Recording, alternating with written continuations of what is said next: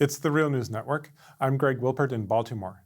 Now that the race for the Democratic nomination for president is down to mainly Bernie Sanders and Joe Biden, a large part of the debate in the corporate media revolves around which candidate is more electable or more likely to win in the general election against President Trump.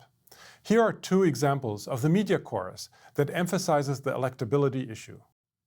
I wonder if voters have internalized some of Joe Biden's electability around the threat that Donald Trump obviously feels from him. Donald Trump is so terrified of running against Joe Biden that he risked his entire presidency. He bet the farm on his whole presidency to kill him off politically. I think you saw hundreds and thousands of people coming out coast to coast, Democrats.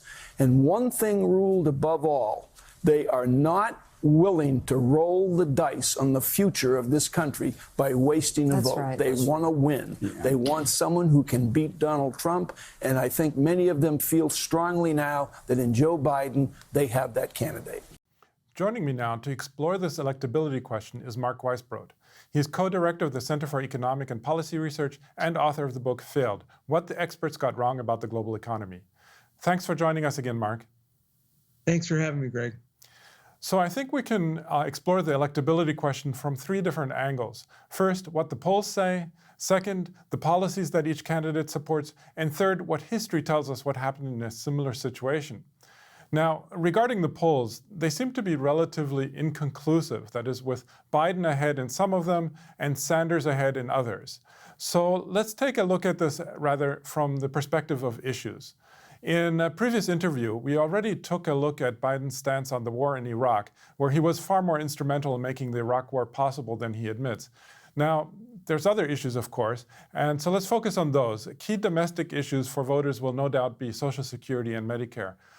There's a large gap between the older and the younger generation in terms of who they support. 18 to 34-year-olds support Sanders with 47% and Biden only 13%. While among senior citizens, Biden leads Sanders by a margin of 25% to 11%. So let's start with Social Security, which is something you've looked at in quite detail. Who ought to be more electable on this issue, Sanders or Biden? Well, there's no doubt about that. I mean, Biden has a history of decades of supporting actual cuts to Social Security benefits, and that hasn't really gotten out there enough. But I think it will. And he also, and so that he's very vulnerable for that. And he also supported. He has a Medicare. He has a health care plan, which does provide something. It's an expansion of the Obamacare, the ACA. And so it provides something, a little bit, some more subsidies for premium for most of the population, but it totally leaves out people over 65. And I'm glad you emphasized that demographic, because that's the demographic that really is not only pro-Biden, but it's the more conservative and demographic of the Democratic voters, and they really do turn out. In the 2018 elections, for example, if you look at where Democrats lost, they only lost in the older demographic, over 50. If you took them out, Democrats would have won the Senate and everything else. So this is a really important demographic in the election. And so Biden's support here is very, it's a mile wide, but an inch deep. Because as soon as people find out what he's doing on healthcare, so he's provided nothing, absolutely zero, for people over 65 who get actual Medicare. And I think a lot of people don't know that because they're thinking, well, Medicare for all, that's, getting everybody what I already have. But no, it's actually much more than that. They don't have dental care. And, you look at the data, a lot of senior citizens are losing teeth because they don't have dental coverage, and they don't have eyeglasses covered. They don't have hearing aids covered. They don't have long-term care, and Biden provides them absolutely nothing. So here's healthcare reform, and it leaves out the over 65. There is one thing in there for long-term care, but it's a non-refundable tax credit, so the vast majority of seniors wouldn't be eligible for it. So there's really nothing for them. And that's going to be a scandal when that actually gets into the campaign, because that's a really big thing. I mean, they're going to realize that everybody at least is going to get some little bit from this healthcare reform, and they're getting nothing at all. I just want to return quickly to the issue of Social Security. Now, I mean, why is it that Biden keeps talking about, and how recently has he been talking about, cutting Social Security? Has his position remained the same on that? And what is Sanders' position on Social Security? Yes. Well, Biden supported cuts to Social Security, very significant cuts. At that time, it was a cut in the cost of living allowance, and that was 2013. So it's not what he did in 1995 and in 84 also, where he supported cuts. This was fairly recently. And so he's only changed his position now in this campaign, where he now supports an expansion of benefits, but it's nowhere near what Bernie Sanders is supporting, which is a strong expansion of benefits. And they have just a whole different record going back. I mean, Bernie's been in Congress since 1991. He's been fighting to expand benefits when he had, maybe 3 people on his side, and Biden was on the other side. So there's a long track record. I think that's another thing that's going to come out, because, right now he can get away with it. Nobody's paying that close attention. Now it's a head-to-head race between those two, and people are going to see the differences. And that's another real difference that'll come out. I mean, Bernie, one of the reasons he's popular is he's authentic. He has this long track record. He's been consistent for decades. And when he talks to the voters, he doesn't talk to them, he doesn't even like to talk about himself at all. They'll ask him a question, the media will ask him a question about himself, even his religion. And he quickly says, I want to talk about the issues. He'll answer them because he has nothing to hide, but doesn't have what most candidates have, is the idea that voters can't understand these things, and therefore I have to talk about my life and my upbringing and my uncle, what my grandfather said, and all the things that Biden likes to talk about. He's really addressing them on these issues, and that's going to come out more and more, I think, in the weeks and months ahead.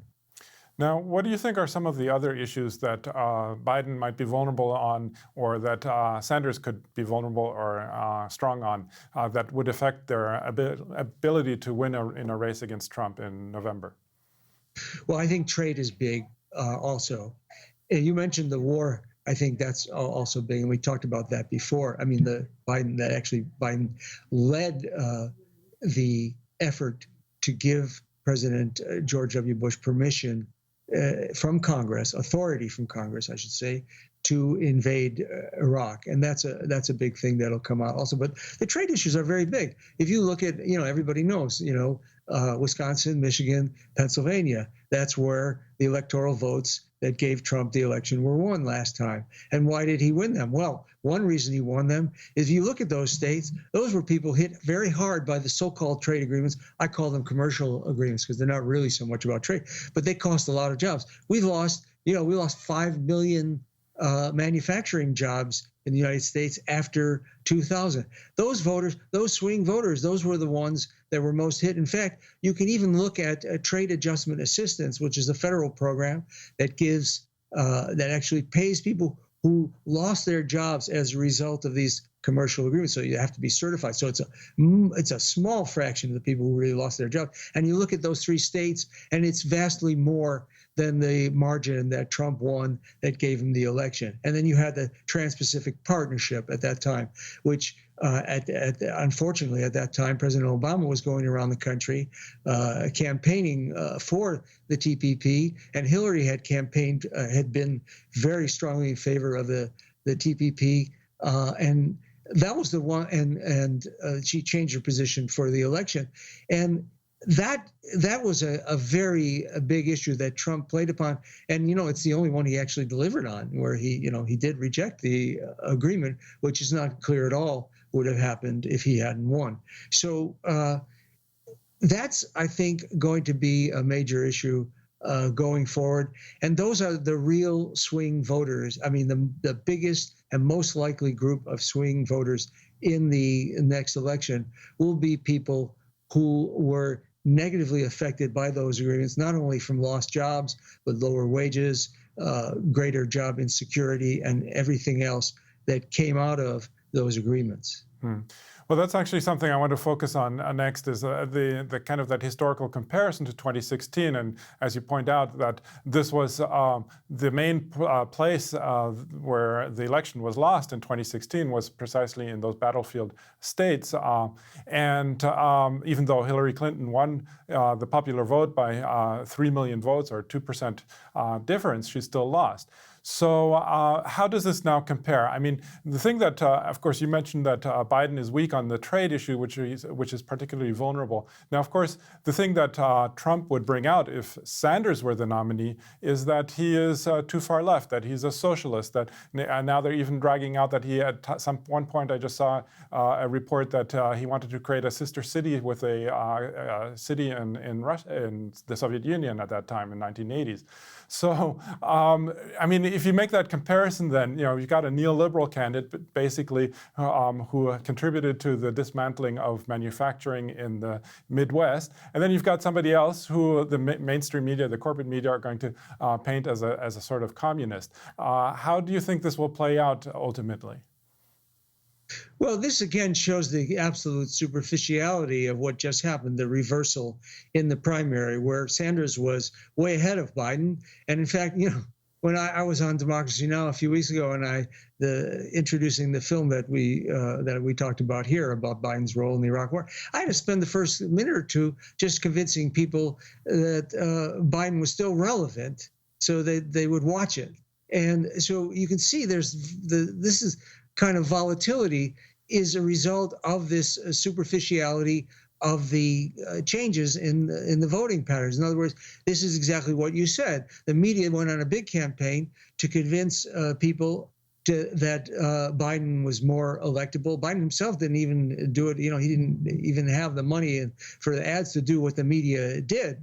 And of course, front page article in the New York Times yesterday, which was amazing.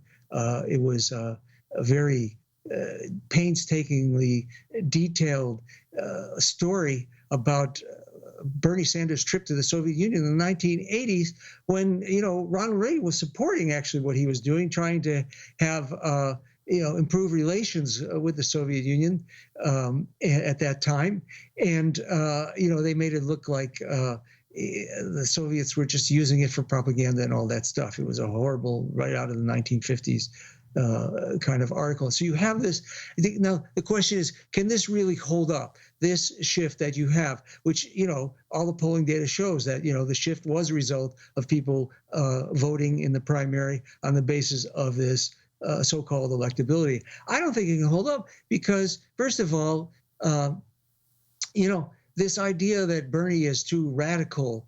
I mean, as the issues come out, it will be clear that what Bernie is a social democrat of the kind that have been in power in France and Germany and the UK for most of the post-World War II period. And he wants to get for American voters what voters in Europe have gotten, what voters that in countries that are not even as rich as us have, including, of course, first and foremost, healthcare as a human right for everyone, but also some other advances that they have in terms of our work hours and vacation time and things that we don't have here in the United States, and some job security, maybe the right to organize labor unions. These are, which has been vastly weakened in the United States. So these are the kinds of things he's asking for. It's not revolutionary. In fact, you can make a case that he's actually the moderate candidate. And what's radical are the changes that have come to the United States in the post-Reagan era, which Biden was a supporter of, all the way from welfare reform to financial deregulation to everything, the commercial agreements that we talked about, that really transformed this society from one in which those who are old enough to remember, one wage earner with a median wage could actually buy a home and support a family and send their kids to college, and they wouldn't come out with a lifetime of unpayable debt. Yeah, I think that's going to be very interesting to see how this plays out, of course, because what it all depends on is whether the corporate media, basically the mainstream media, pay attention to these records. But we'll have to see, and of course we're going to do our part in trying to bring out to light what's going on and what the actual records are. But we're going to leave it there for now. I was speaking to Mark Weisbrot, co-director of the Center for Economic and Policy Research. Thanks again, Mark, for having joined us today. Thank you, Greg. And thank you for joining the Real News Network.